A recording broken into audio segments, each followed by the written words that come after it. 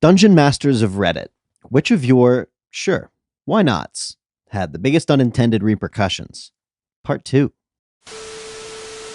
My group of players had just defeated an evil spirit that could possess the bodies of the recently deceased to gain the strength, attributes, memories, etc. of the dead. Basically, the person who died and the spirit who possessed the body were difficult to tell apart aside from the spirit's ultimate driving purpose, to live in the most powerful body it could and to obey the commands of its creator. Well, the party member who died during the fight asked me in private if the spirit could have taken over his body, despite the party following a ritual and destroying its true form. Sure, why not? That's a cool way to bring the character back. The party knew the limits and motivations and everything right now, so I figured they'd figure out the mysteriously resurrected party member was the spirit. Nope, they didn't pick up on it. Only the player who was brought back knew, and he didn't share the secret. Well, they eventually fought the spirit's master, and let's just say that, boy, was that a huge reveal. I started a campaign where the group was coming together at a coastal town. A massive titan rose from the waters some distance from shore, and was meant to be a cinematic incident triggering a chain of prophetic events. But there's one in every group. Among the level 1s, one of the guys decided he was going to swim out and challenge the thing. It wasn't what I intended, but I allowed it and forced stat checks once he got into deep enough water since he didn't have the swim skill. He failed and started drowning. Cue the, "I'll save him," from another player. Failed stat check for that person as well. So now 2 are drowning. This continued until the entire party was drowning just offshore because none of them knew how to swim and all failed their checks. I stared at the chaos and said, fuck it. Lucky for them, a pod of dolphins came to the rescue. As their characters lay half drowned in the sand, I made it abundantly clear they had used up their only gimme for that campaign, and to make smarter character-driven choices. I had an NPC accompanying the party for a bit. They were going to be traveling for a while by ship, so I made sure he had talking points. I wrote him a backstory and did my best to cover bases and anticipate questions the party would have. Over time, it came out that this NPC had a lost love. He told them that he cut ties with her because he knew he was going to be gone for years and didn't think that would be fair to her. The party convinced him to go back and try to rekindle that relationship. Several very high rolls later, he agrees. What followed was my single greatest session as a DM. Tension, resolution, emotion, laughter, character development. It ended with a wedding, a party, and everyone literally in tears from laughing so hard. Still the standard I hold myself to. It's been a wonderful experience. Not the DM, but the player who asked to allow something. Final session of the campaign, we're working our way through a labyrinth. We discover that the godlike big bad evil guy had created identical clones of us, so we had to fight ourselves before getting to him. Upon killing me, I asked whether I could take Clone Me's gold to double my total income. Sure, why not? They have all of your weapons and items. Emphasis mine. His reasoning was, it's the final session. What does it matter? Light bulb. So then after we split up, I managed to find who I was looking for. The clone of the Artificer. Killed him and took his bag of holding. I told the DM I wanted to grab the bag and get the scooter out of it. This campaign had some weird time distortion stuff, so we had some random real-world items. He allowed it. Sweet. Boost to movement speed. He figured it was the last session, so who cares? We get to the final boss. Artificer knows I have the clone's bag of holding. We lock eyes and grin. For those unaware, placing a bag of holding inside an extra-dimensional space created by a handy haversack, portable hole, or similar item instantly destroys both items and opens a gate to the astral plane. The gate originates where the one item was placed inside the other. Any creature within 10 feet of the gate is sucked through it to a random location on the astral plane. The gate then closes. The gate is one way only and can't be reopened. He throws me his bag of holding, and I scooter up to Big Bad Evil Guy and place his bag of holding inside of mine. Poof. We're both gone. End of campaign. Ultimately, the group ruled not to allow it because they wanted to actually fight. The DM, my brother, was rather irritated. LOL. TLDR, DM said sure why not, allowing duplicated items. I took advantage and used 2 bags of holding to defeat the Big Bad Evil Guy. We were playing D20, and my girlfriend was running the campaign.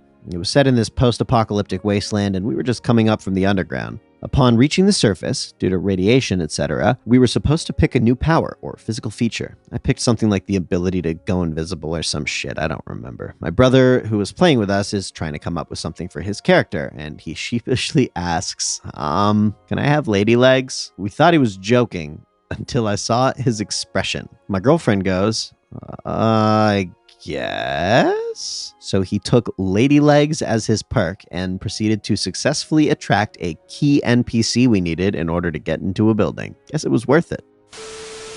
Obligatory player warning, and this was very much a lack of wanting to define something one way as opposed to another, but I think it counts. We get into a fight with a bunch of guards, and would basically lose thanks to the sheer numbers game and the fact our party doesn't have a dedicated healer. I'm playing the handy-dandy rogue and go sifting through my inventory and find a bag of exactly 1,000 steel ball bearings. Hey, DM, if I were to fling, say, a steel ball bearing at someone out of a sling, how much damage would it do? DM tells me it'd do a d4. I ask if it would be the same if I could get it propelled by a spell strong enough to easily shove a half-orc 10 feet. Sure, why not? Insert troll face here, because I ask our Eldritch Knight if he knows Thunderwave. Surprise! He does. Half an hour later, the DM was still rolling and sorting d4s, and the lowest damage done was in the low 400s. Of course, the whole party was mulched, but, win some, lose some. I offered one of my players to earn easy experience by paying off some old lady's debt after finishing a session. The old woman was just a random NPC, but the players asked if there was anything they could do to help. I was figuring that this would just be an easy swap of money for XP. To my surprise, he started asking me really pointed questions about her interest rate, collateral, principal investments, etc. Long story short, my players ended up inventing credit cards within this campaign setting. I had to keep track of their outstanding balances, minimum payments, and interest rates for several months afterward. Let a rogue hide in a pickle barrel while being chased by guards. Guards noticed the displaced pickle juice and came to check it out. Rogue sneak attacks out of the pickle barrel for a critical hit and kills him. Rogue pulls him away and gets back in the pickle barrel. Kills 2 more guards like this. They ended up lugging that fucking pickle barrel through the whole dungeon, setting it up, drawing attention to it, and jack-in-the-boxing people. Players were navigating through an evil sentient house that was toying with them. When they got to the end of the house and helped bury the dead, the house wasn't too pleased, but whatever. It would get morsels from other adventurers coming on. Then the monk decided to start punching the walls of the house and cursing it, because why not? Monk walked through a door and took a critical hit from a swing blade and insta-jibbed him. The rest of the party apologized to the house and was let out.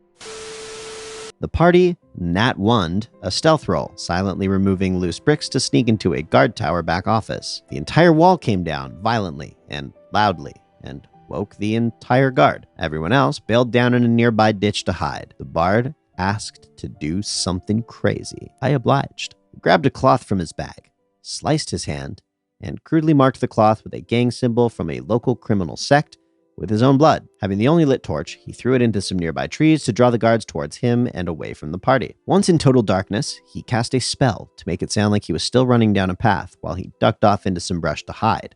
The party somehow survived what should have been a party-killing failure without a single round of combat. As a plus, the guards, having seen the symbol, blamed the gang that was already causing trouble in the city, rounded up their members, and hung them in the streets. I decided to roll with it, and what was going to be a classic dungeon exploration story became a story about city revolt and an iron-fisted city watch.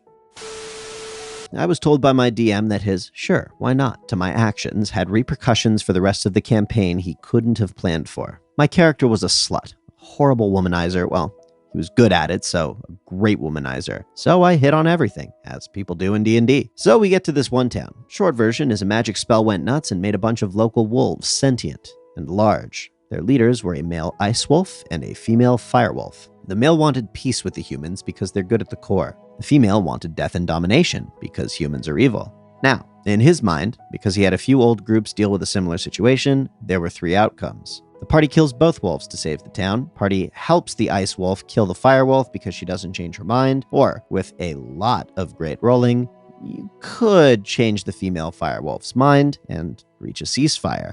Events were happening to lead up to us helping the ice wolf kill the fire wolf, but I let the fire wolf attack me without fighting back. This confused her, and I explained that I wanted her to know that not all humans are bad. I understand why she hates humans, but I wouldn't be one of those that hurt her. This was enough to change her mind. But then I flirted with her. Hard. Heavily. The DM went, "Sure, why not?" and let the firewolf go along with it. I had to get a lot of good solid rolls to not only succeed at seducing her, but also had to roll against fire damage for the sex. It worked. I get enough rolls to not die and sexually satisfy an elemental lady firewolf. I asked her to come with us, hit a great roll, and then a literally boss monster with amazing stats joined our party for the rest of the campaign, which became a fucking cakewalk because we had a goddamn boss on our side just wiping the floor with everything. Eventually had to kill her because we had no hurdles for a long while. It was pretty amazing. Hello, my beautiful little Nanaimo bars of calm humility, simple wisdom, and thick, chocolatey goodness. Thank you for watching this video to the very end. You're the actual fucking greatest. It is my sincerest hope that you take inspiration from these stories to blaze your own trail of imaginary fantasy glory in your campaigns to come. If you're new here, welcome. Please say hello in the comments and please sub for Nat 20s. If this ain't your first rodeo here, go on and tell the kiddos how much better your rolls have gotten since you subbed to Mr. Ripper. Feel free to get yourself a bag of delicious D&D inspired coffee from our friends over at Adventurers Coffee Company. Use the code Mr. Ripper at checkout to let them know Rip Daddy sent your fine ass. Thanks again for watching, you cosmic being of light. I fucking love you so much. Have a great rest of your day. We will see you next time.